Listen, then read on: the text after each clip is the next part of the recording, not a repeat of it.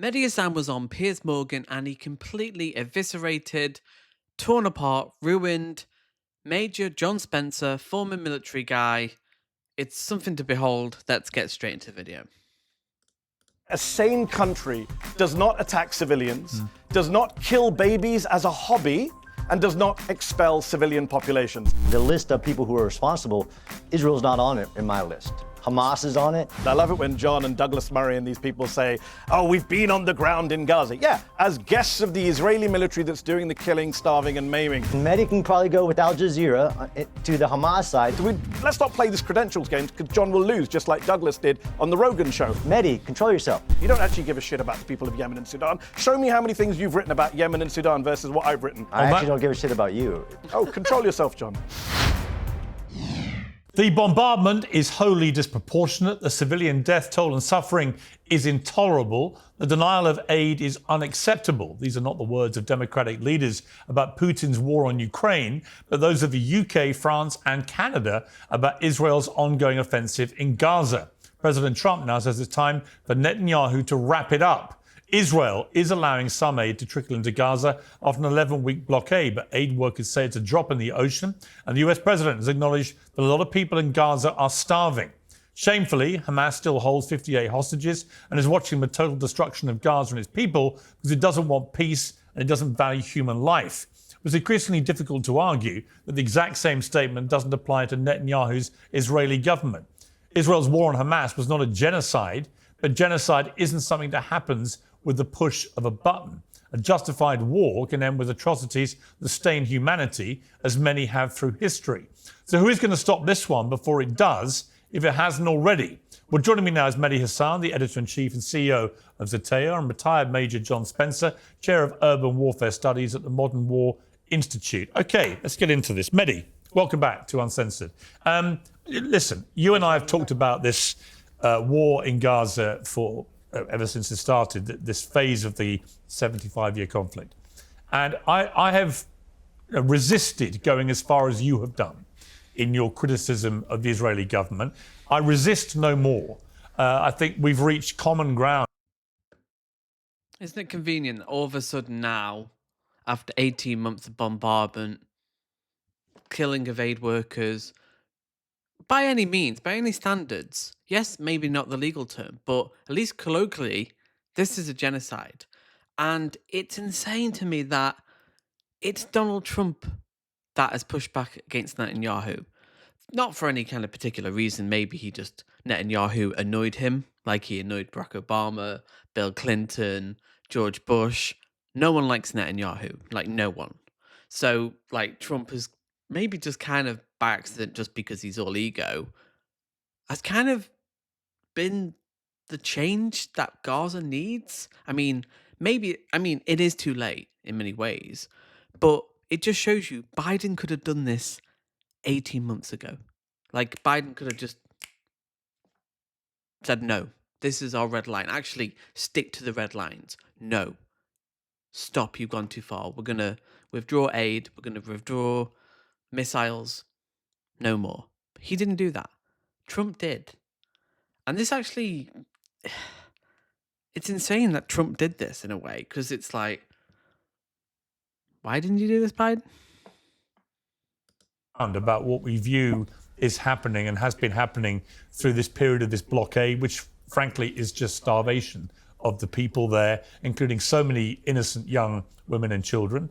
And I think that the incessant bombing and killing, and we don't know how many civilians have been killed, but it is on a daily basis. It looks like hundreds of people every day, with no apparent attempt, it seems to me, to have any real plan for how this ends or what happens when it ends, other than if you look at what Smodrich has been saying, probably the most right-wing member of a very right-wing government, he is talking in a genocidal language about kicking all the Palestinians out. So I think you and I have reached a place in the last few weeks where we are in agreement. But my question for you, Medhi, is how does this end? I don't know the answer to that question. This is kind of insane that Piers Morgan, it's kind of too little too late in a way, because it's happened now. It's like they know, they've like the writings on the wall. They know that it's hard to excuse it now. Like, Israel is a pariah state. But it's kind of insane that it's happening. But all of a sudden, just because of Trump? Question, Piers, and I'm glad we're in agreement. I wish we weren't. Actually, I wish I had been wrong and you were right. I wish that a year ago when I said on your show, you said, well, if it's not about the hostages, what's it about? And I said, it's about depopulating Gaza. It's about conquering Gaza. I wish I'd been wrong. But as you said, Bezalel Smotrich, the finance minister in the Israeli government, said this week, we are there to conquer, cleanse, and remain. Those are his words. We are disassembling Gaza, he said. We are leaving it as piles of rubble. He says, we're doing something that no one's done in the world before. He bragged out loud, and he said, yes, the Gazans will have to leave. So all of those things are stuff some of us were saying last year. I wish we hadn't been vindicated in this horrific way. The killing is ongoing. The starvation is ongoing. And look, I do hope that a dam is bursting. You mentioned the genocide word. Shmuel Lederman, who is an Israeli researcher of genocide, spent much of 2024 saying it's not a genocide, it's not a genocide. He was interviewed by a Dutch newspaper last week. He said, I've changed my position. It is a genocide. He said, in my field, there's a consensus among genocide scholars that it's a genocide. In fact, that Dutch newspaper interviewed 7 leading scholars of genocide. Every single one said, we think what's happening in Gaza is a genocide. In fact, this week, Piers, you have an Israeli former general, Yair Golan, saying a sane country does not attack civilians, does not kill babies as a hobby, and does not expel civilian populations. That is Yair Golan, the former deputy chief of the Israeli military, prominent Israeli politician. He was a hero on October the 7th, fought Hamas himself on October the 7th. This is what he said this week. Okay, John Spencer, you've been kind of pulling. What's he going to say now? I mean, he's shaking his head. This is unequivocal. Like, it's happening. At least 100,000. Like, we don't know. The fact that we don't even know the death numbers because Israel won't let the UN, they won't let anyone in to investigate this, says it all. Like, there needs to be an investigation, like, months ago, over a year ago. Like, what is he going to say? Like, he's not going to have anything. It'll be whataboutism, Hamas, Israel's IDF's the most ethical, disciplined army. I mean, oh my God. A lot of faces there. You obviously don't agree. But given that so many allies of Israel are now raising massive alarm bells about what is happening, you can't be comfortable, surely, with what is going on in Gaza, are you? Absolutely not. I think it's horrible. I think there are people suffering. I just am not misinformed on who is the cause of that suffering, that it isn't Israel, that war isn't a crime. War should be avoided at all costs, and Israel did that. And this war didn't start 75 years ago. This war started on October 7th when Hamas invaded Israel and tried. Just NPC, just nothing. Like, not addressing the points, not addressing the fact that tens of thousands of children, women, men starving. I mean, have you seen the pictures? Like, he lives in another reality. Like, he was smiling there. Like, they have nothing. Like, To destroy and actually did genocidal acts. I agree that there's a lot of suffering happening in Gaza, and it's the list of people who are. okay, did genocidal acts. So Israel are doing genocidal acts? I'm sure he'd say no to that. Responsible. Israel's not on it in my list. Hamas is on it, and I actually have solutions. That's insane. Just insane. You can't make it up. You asked Medhi for a solution. I have solutions based on the history of war. Number one solution is to encourage Egypt to open the gate that they control and create a humanitarian zone. Let every woman, child, and elderly person out of Gaza. Just like you and I have discussed in the past about Ukraine. 5 million women, children, elderly left Ukraine to escape Russia's evil and bombardments. That could be done today, and it's criminal that it hasn't happened today. Now, Medhi uses experts, although I thought, credentialism and expert theory was a bad thing today. I've been on the ground, although I've heard that that's a bad thing as well. And what's missing here is, again, which is why I was shaking my head, is that you believe, based on statements of politicians that are not the actual government and the decision makers of the institution, that Israel is intentionally causing this harm. That's false as well. Point the finger at Hamas, as you've said in the past, Piers, and I'm sorry we've lost you. Maybe you and I can go to Gaza because it's not true that international actually, media it's can't go interesting. to I mean, Gaza. look, just on that, John. Look, you haven't lost me. I go to Gaza. I still think Hamas is a terrorist organization which committed one of the worst terrorist crimes of the last century. And they should absolutely no longer have any power in that region. They should absolutely be dismantled as a political force and the rest of it. I just see no evidence. And so should Netanyahu. He's got to go. He's a criminal. He's a war criminal. He needs to be held account. I mean, it's unequivocal. Will it happen, though? Probably not. Israel's mission statement to eradicate Hamas has worked. In fact, conversely, more and more reports are coming out that for every Hamas terrorist who's been killed, they're being replaced by 4 or 5 people who share that ideology. So the mission statement isn't working. And you say that Israel is not intentionally killing. Yeah, who would have thought slaughtering thousands of children would not radicalize a population? Who would have thought? Innocent people, but it knows it is killing a lot of innocent people. So its argument is we're going after Hamas, they're embedded in civilian populations, but they are killing a lot of innocent civilians every single day.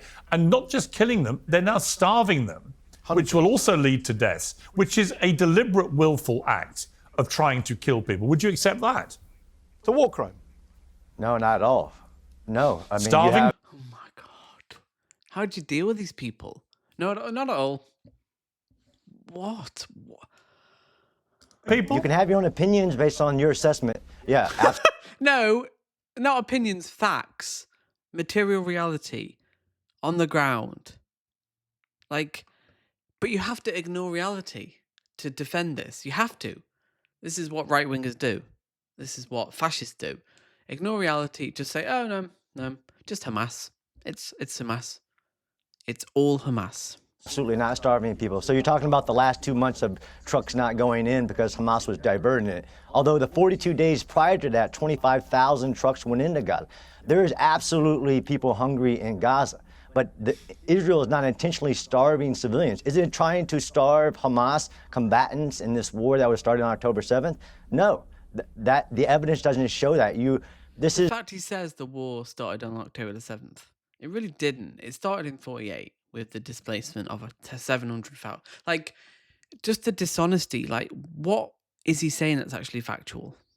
Pretty much nothing. And people are sick of it.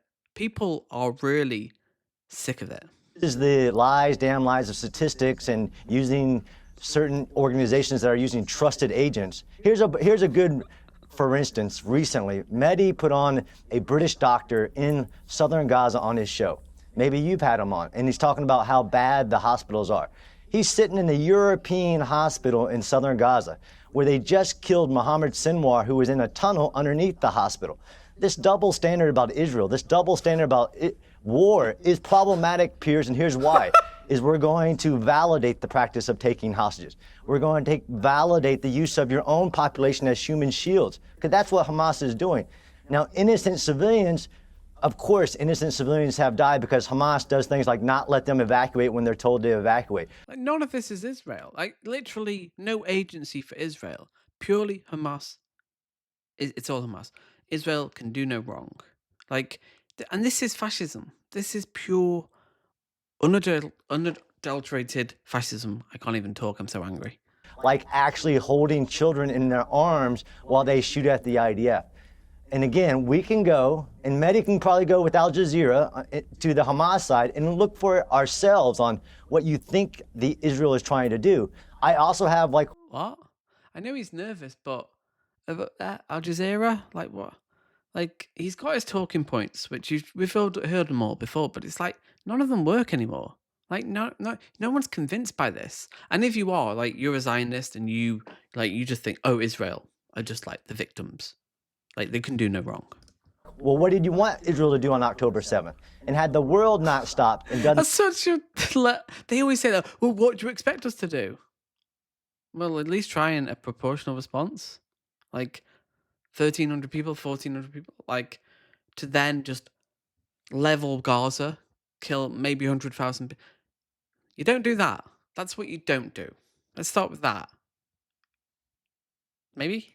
Things like don't go to Rafah where the hostages are, Okay. where Yahya Sinwar is. All right, But this war would be over by now. Okay, I'll bring Medhi to respond. I mean, the one thing I would say is Israel's ongoing Again, it's not a war, it's a genocide. It's not a war. refusal to allow international journalists to operate freely in Gaza is a suppression of us uncovering the reality. You say come into Gaza. That's Actually, not true. Fox News. No, Israel Trey Yanks, Israel has CNN. barred almost every international journalist from getting anywhere near it. You know that, and I know that, and it's I'll be there for my sixth time next month. It's unprecedented for international journalists to be banned in this way from a war zone. It's unprecedented, and it does beg the question, John, why? Now, Medhi, your response to what John has said there. Now, everybody knows how much I enjoy my tea, and I'm very happy to. Right. I mean, I don't know how I can respond. So much gaslighting from the very beginning. John has been on the ground in Gaza, yeah, as an embed. I love it when John and Douglas Murray and these people say, oh, we've been on the ground in Gaza. Yeah, as guests of the Israeli military that's doing the killing, starving and maiming. And you've come back and done exactly what they wanted to do. You've done their propaganda for them. Journalists have not been allowed freely into Gaza. That's why every major media organization on planet Earth has said to the Israeli government, you must allow journalists in. The Palestinian journalists who are there have been killed in record numbers. Of course, Piers, you're right. They want to hide what they're doing. That's why they're killing the journalists there and blocking the journalists from coming in. This idea that he's been on the ground. Yeah, I did interview a doctor, a British plastic surgeon, Dr. Tom Patoka. And by the way, he wasn't in the European hospital because the hospital got bombed by Israel. So he was in another hospital, and he talked to me about how he has to treat patients who have maggots in their wounds. He has to treat patients without limbs. He has to treat children. I've interviewed multiple doctors on the ground in Gaza, actually in Gaza, not hanging around with Israeli military. And they've all said the same thing. American doctors, British doctors, Canadian doctors. They've all talked about how many kids they saw with sniper bullets to the head and chest. Israel does intentionally kill civilians. That's why Benjamin Netanyahu and Yoav Gallant were indicted at the International Criminal Court for precisely those charges, for killing, willful killing of Palestinians, for murder and persecution. That's why they've been indicted. That's why every human rights group in the world says war crimes are being committed. They've killed people holding white flags. We've seen it with our own eyes. They've bombed buildings without warning with families inside, like the Al-Dos family that I often cite in October 2023. They've dropped 2,000-pound bombs on refugee camps full of hundreds of people. They have killed 7 aid workers in a clearly marked World Central Kitchen aid convoy. They've bombed World Food Programme convoys, leading to Cindy McCain, the wife of the most pro-Israeli senator of my lifetime, to come out and condemn Israel for attacking aid workers. John wants you to ignore Cindy McCain and British and American doctors and human rights groups and your own lying eyes watching people with white flags being gunned down. He wants you to believe him and his Israeli military minders. Okay, Medhi, before we go back to John to respond to that, the question that Just look at that face, the smile, just the smugness of him. Because he knows he's kind of drawn this, the short straw here. He's going like, oh God, I've got to try and defend this genocide in Gaza. Like, how'd you do that? Oh, okay, there's the talking points. There you go, your list. Hamas, human shields, Israel can't do no wrong. Okay, great.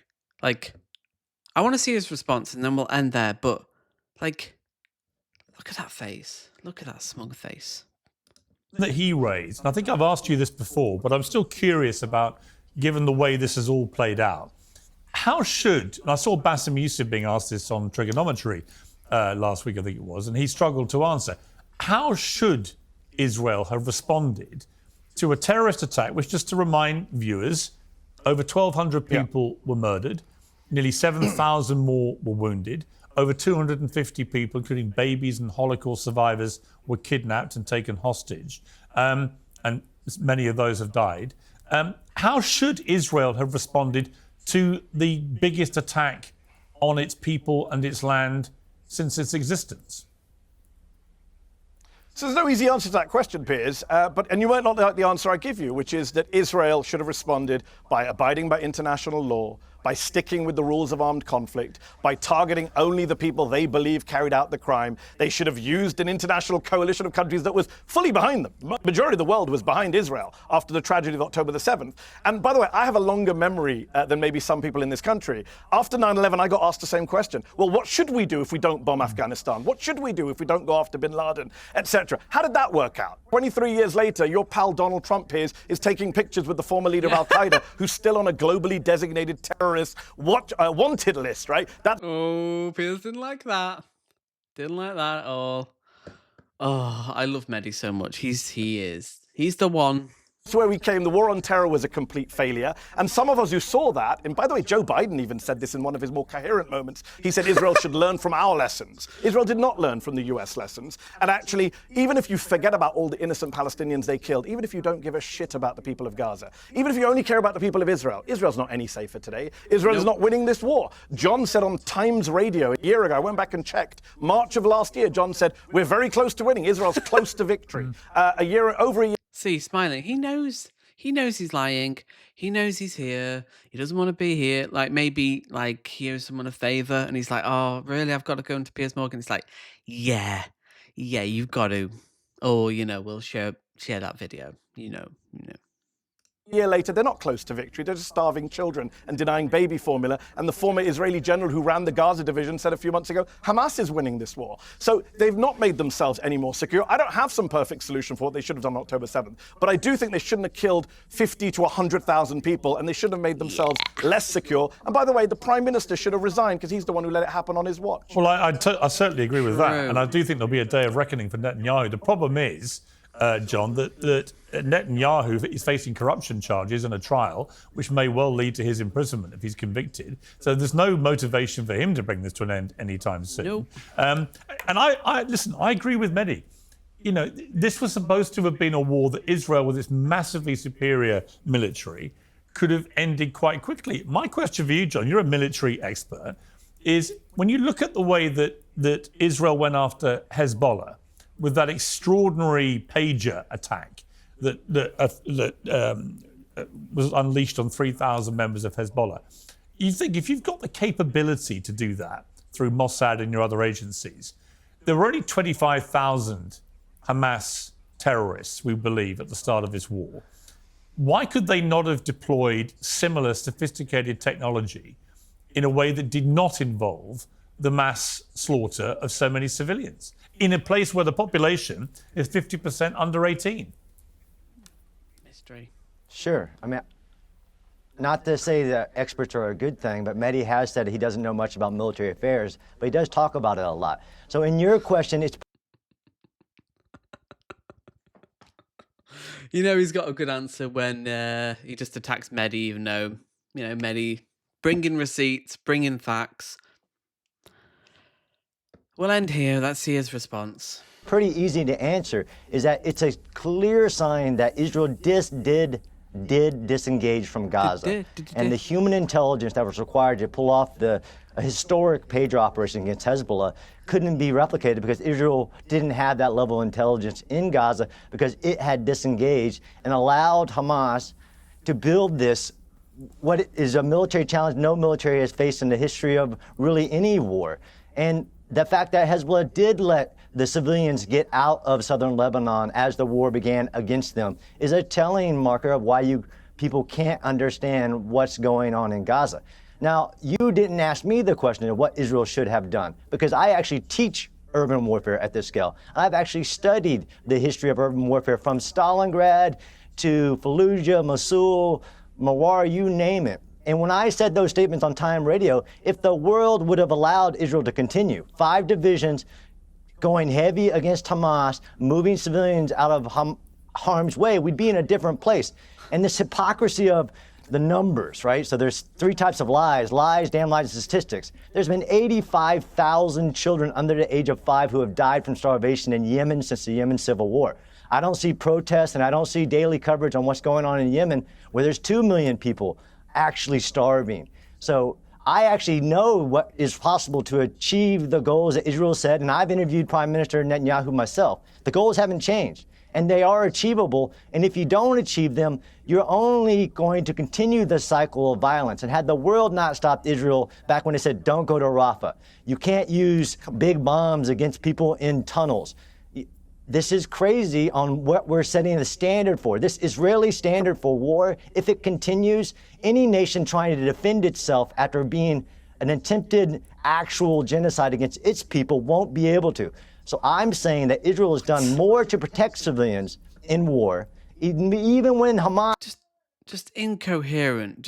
He's not saying it. What about Islam? What Yemen? Like, he's not saying anything. He's just like, I think he's panicked a little bit, which, to be fair, I would be if I was trying to defend this. Like, Hamas, who uses human sacrifice, is trying to get civilians killed. And they say this isn't John Spencer's word. Israel's done more to protect civilians than any other military in any comparable situation. How, though? How is that true? It's just pure cognitive dissonance. It simply isn't true. Nearly 100,000. Conservative estimates, 100,000. Maybe more. How? Like, Gaza is a tiny strip. It's like, oh my God. Against something that nobody has seen is this evil of Hamas. But if you're right, John, if you're right, why are so many of Israel's allies now turning on Israel? Why is the UK calling it morally unjustifiable? Why is the UK, France and Canada combined to say they strongly oppose the expansion of Israel's military operations in Gaza? The level of human suffering is intolerable. They call for the release of the remaining hostages. We will end it here. Honest response will end it, I promise. Of course they should be released, but they say this escalation by Israel is wholly disproportionate. Donald Trump didn't even visit Netanyahu when he went to the Middle East for the week, right? All these things are adding up to me to a collective view by Israel's allies. Why is he laughing? Like, just the whole world condemns Israel, but yeah, even Donald Trump. But yeah, it's fine. That they are losing the support of the people they should normally most rely on. So, you know, you're very confident everything they're doing is completely justified, but their own main everything. Insane. allies are not. Well, I think each ally should ask their own militaries and their experts within their country, like the UK. Why don't you ask Sir Andrew Roberts what the UK military would have done had that happened on UK soil? Because I can tell you what the United States would have done. And they would have also answered with overwhelming, you keep using disproportionate. Actually, that's not right. Proportionality against the value of the military target. And I view my survival of my country very proportional. And what we would have done in the... Okay, we'll end there. He's not going to say anything. He can't even speak.